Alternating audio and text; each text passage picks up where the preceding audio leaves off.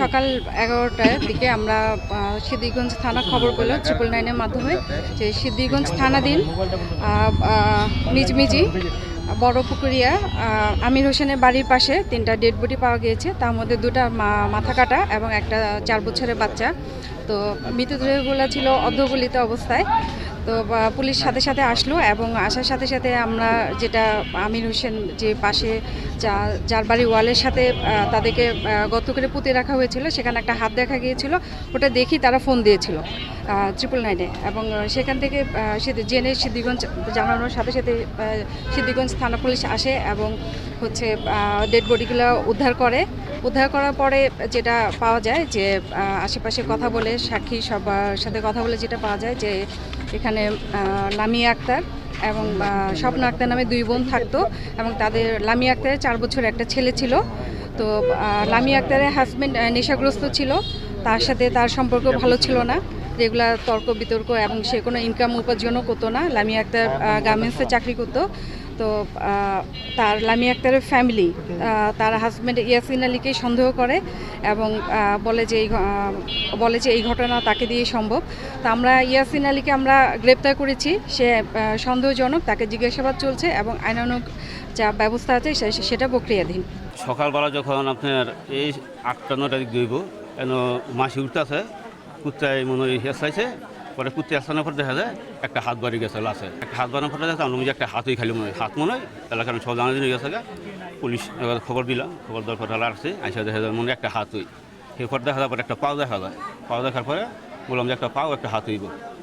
তারা বার করছে 3টার দিক দা, যখন লাশ 3টার দিক দা বার করছে তখন দেখা যায় 3টা লাশ, 2 বোন আর 1 বাগ্নি।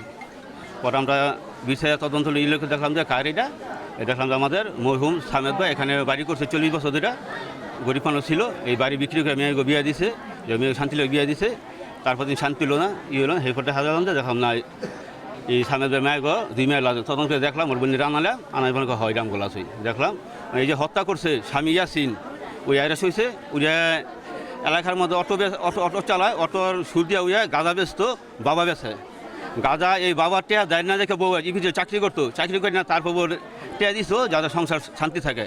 তারপরে ওর পোষা নেয়া মানে ঈদের আগে অরমায় ওরা এই কারণে জেল দিছিল, আবার অরমায় মুক্তি করে আনছে, এই ঈদের পর আইন না, ঈদের আগে আইন না, এই মানে বাবা টোবার লেগে আবার টর্চারিং করছে বাবা জানি দিকে। মানে পরে জানতে পারলাম যে জগদীশ ঈদের আগের দিন এই লড়াই খুন করছে। আমরা সন্দেহ যে ইয়াসিনের খুন করছে এই গাঁজা ব্যবসায়ী, এই মাদক ব্যবসায়ী, বাবা ব্যবসায়ী, ওই এতিম মানুষ 3টা খুন করছে। কেন খুন করছে এটা এলাকার পক্ষ থেকে আমি ওর ফাঁসি চাই, ওর উচিত বিচার চাই।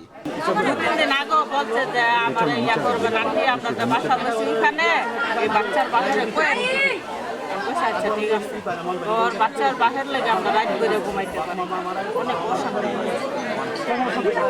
অশান্তি করে মাইতুর করে টাকা পয়সা লাগে। ওর স্বামী কি করতো? ওর স্বামী ঘুরতো গাছে